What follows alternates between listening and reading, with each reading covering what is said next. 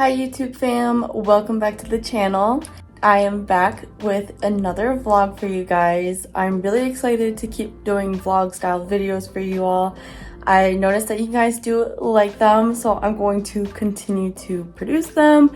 And I think this is gonna be like the way that I want my content to be for a lot of my future videos. So let me know if you like it down in the comments. And yeah, so today I'm going to be just taking you guys through a day in the life of a tarantula breeder and keeper. And so today, for first order of business, I would like to first personally thank my newest Patreon member, Felix. Thank you so much for subscribing to my Patreon and supporting my channel in that way. I really hope that you enjoy all the extra content, perks, and benefits that come along with becoming a Patreon member. So thank you so much. And with that said, so today you guys, I'm going to be kind of taking you through what it would look like in a day that I'm feeding my tarantulas and also taking care of my slings.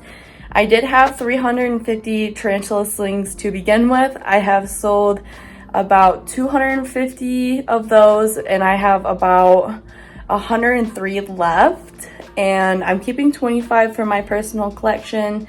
And so I have more stock for my inventory on my website in the future.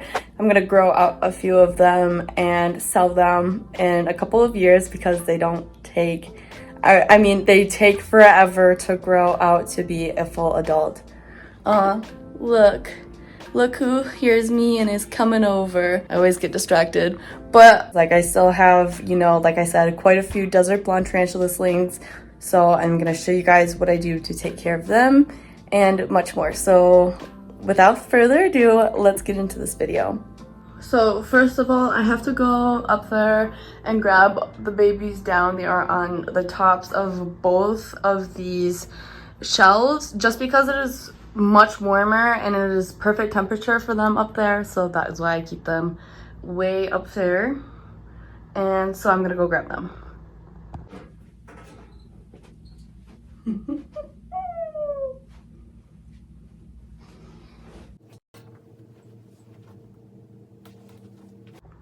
Okay guys, so I got them down on the floor.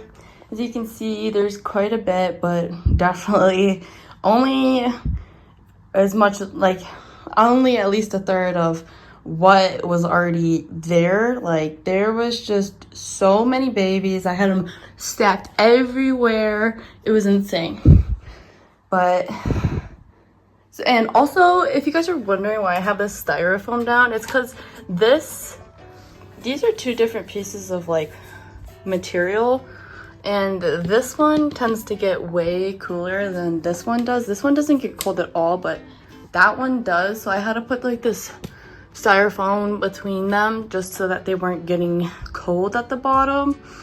And so, but yeah, I just gotta set my table up and I will show you guys what we're gonna do next. Okay, so now I got my table set up a little bit before we begin.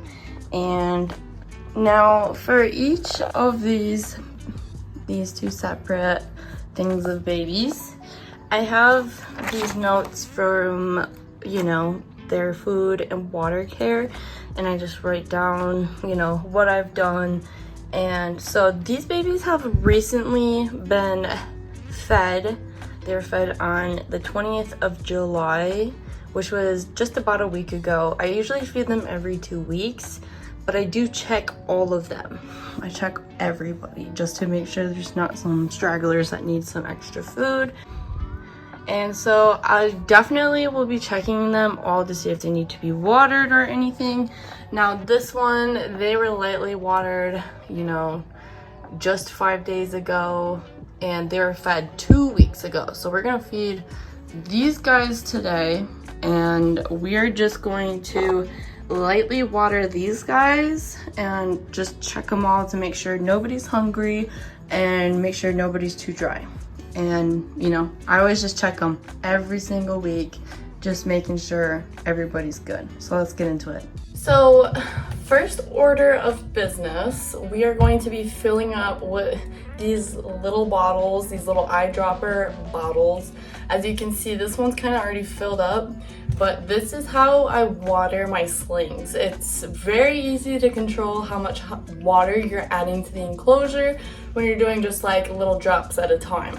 And this is a trick that I learned from Tom Moran, Tom's Big Spiders, when I was listening to his podcast about the episode of caring for slings.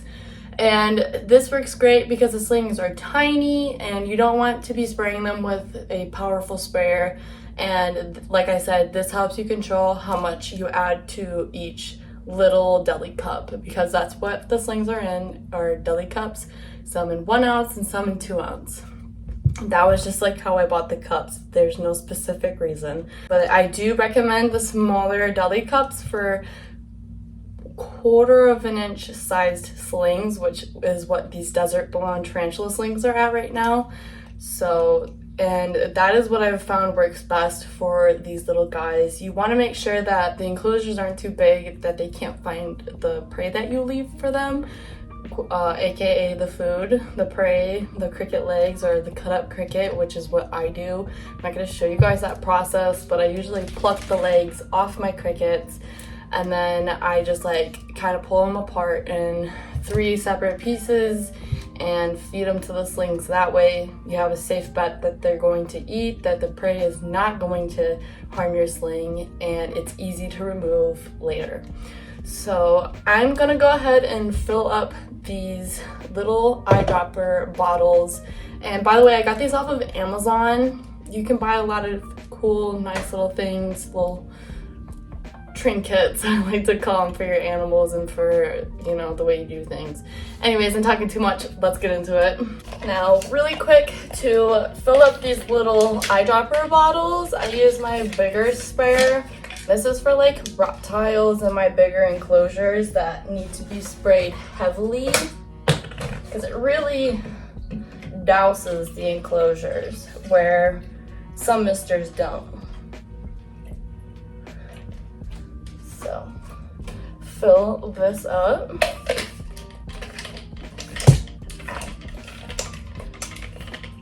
Pump it up. And then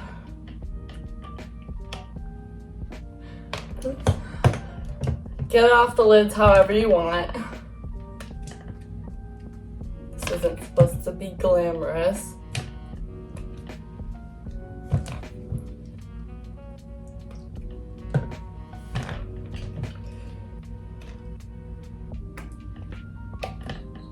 And no harm has come from just like a little bit of my saliva, guys. Don't worry. It's not going to kill them. And just seeing if I have any extras that I can fill up. No. So this one's already kind of full. My bad. So I just go like this. I take this, tilt it lightly. Spray too hard, it can kind of overflow.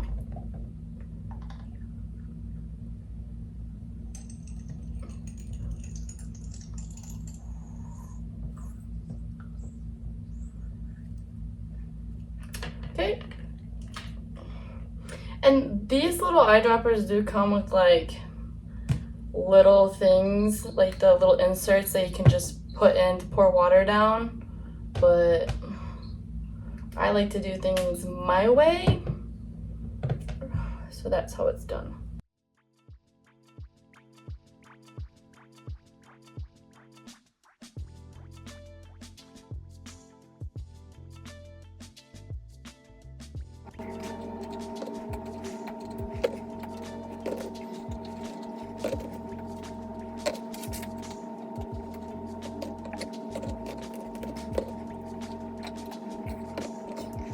I'm a little shaky. I think I need to go eat a granola bar, so BRB.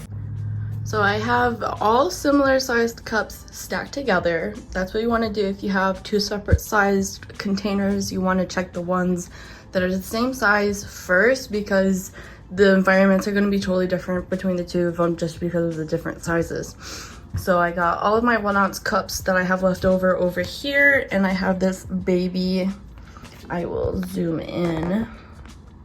That's looking really good. They haven't molted yet, and it feels a little dry in here. It's still like somewhat damp.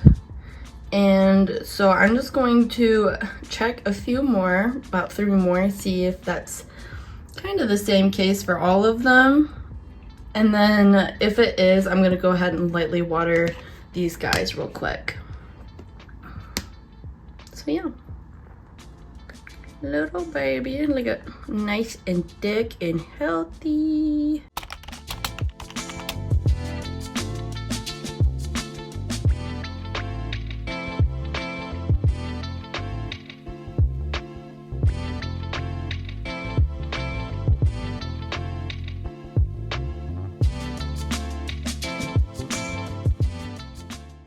Okay, so I've come to a conclusion that some of these are a little moist and some of these are dry, so I'm going to water them accordingly, and I will check back in with you guys when I move on to the second batch.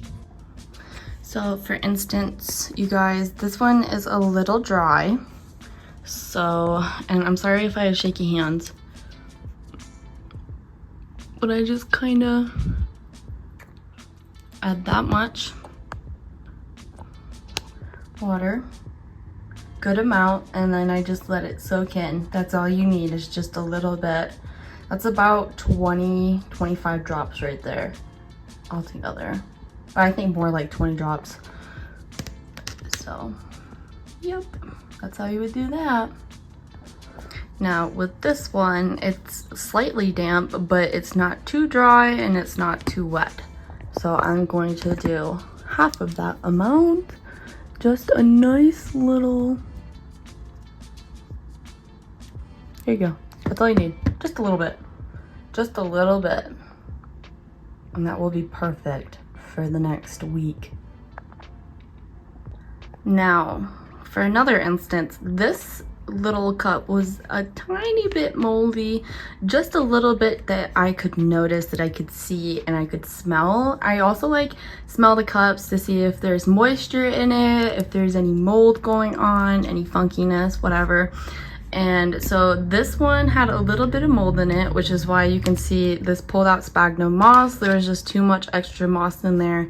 So I went ahead and took some out, and I'm only going to be adding like a few drops, because here's the thing, is I will be watering them for another week. So I just want to make sure that this baby has enough hydration.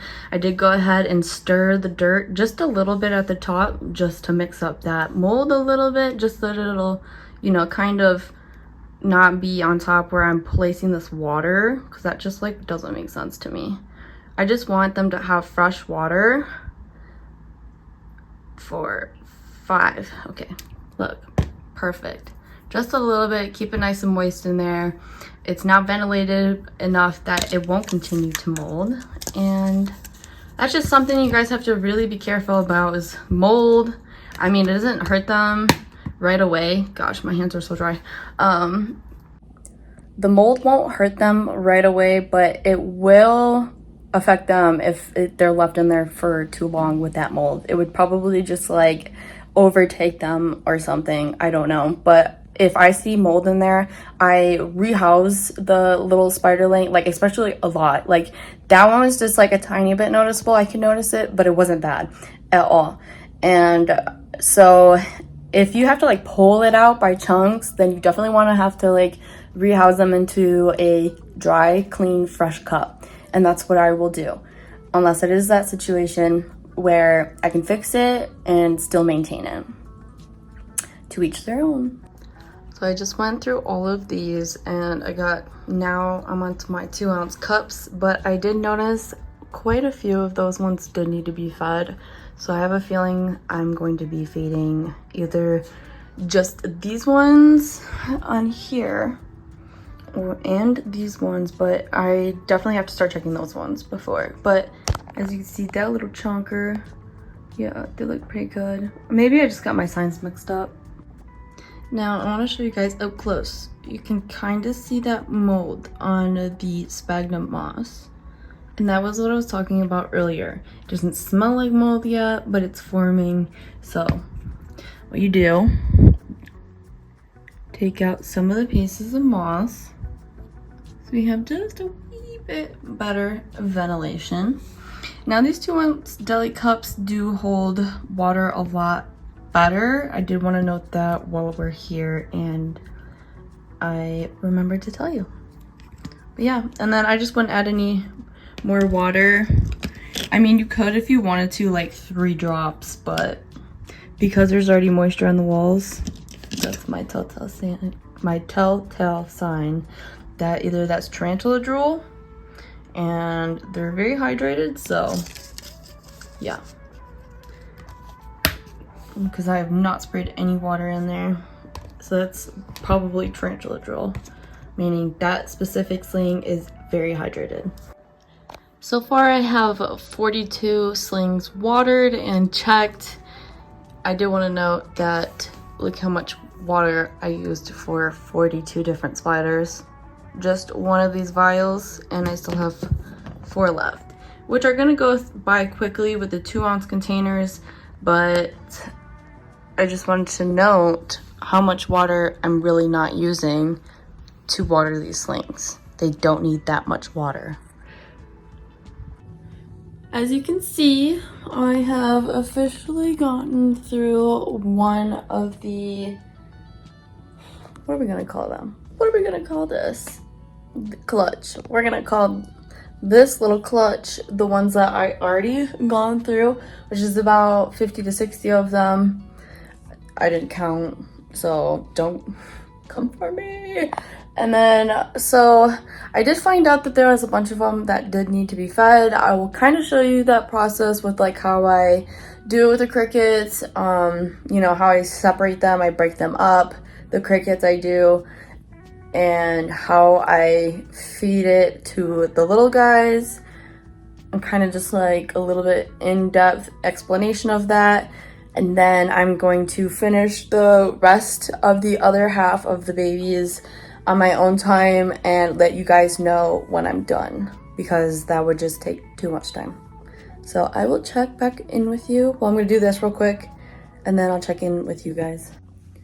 Also, if you are sensitive to certain things like crickets being pulled apart and fed to little baby spiders, I advise you to skip this next portion of the video, just because if you're sensitive to that stuff, I'm gonna let you know it's coming up. If you're eating, it's coming up. So skip this portion if that makes you uncomfortable, and just a little heads up.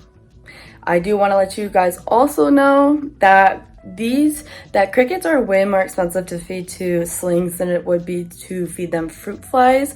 But fruit flies are such a pain to deal with and to work with that this is my way that I've found works best for me and my animals.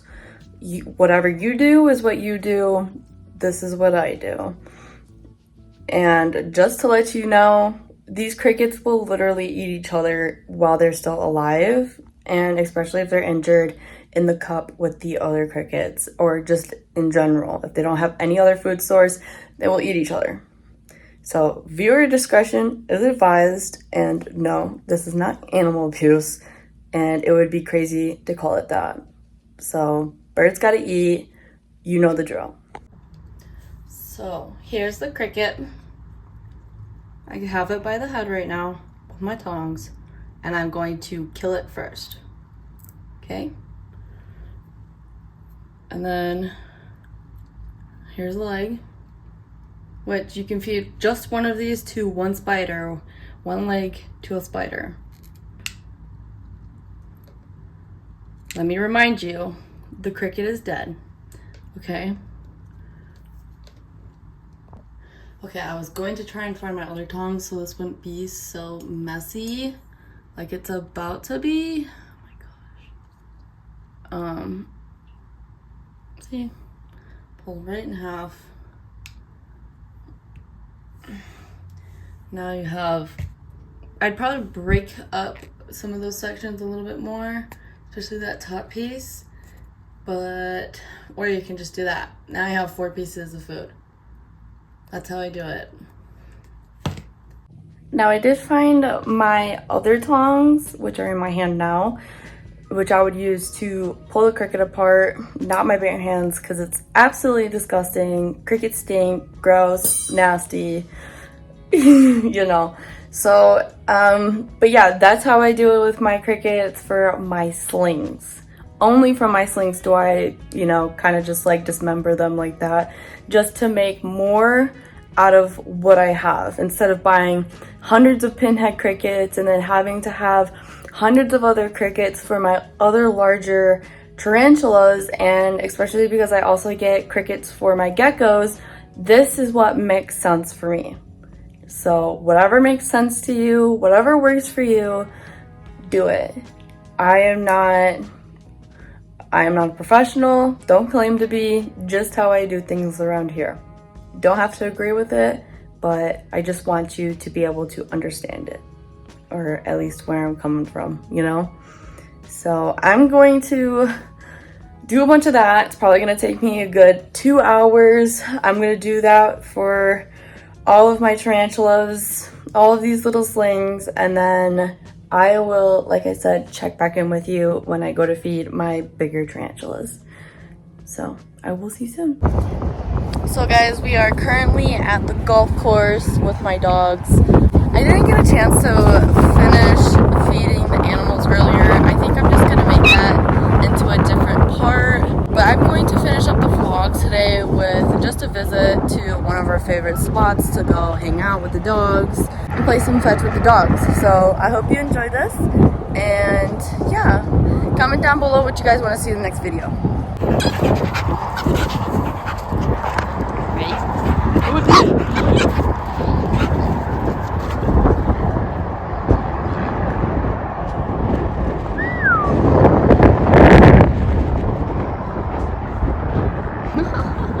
Oh, you got the ball. You got the ball. He's chasing her. You get your ball. Go. No, Maya. Good girlie. Good girlie.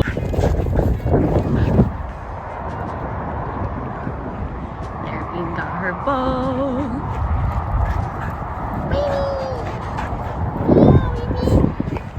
Good girl. Good girl.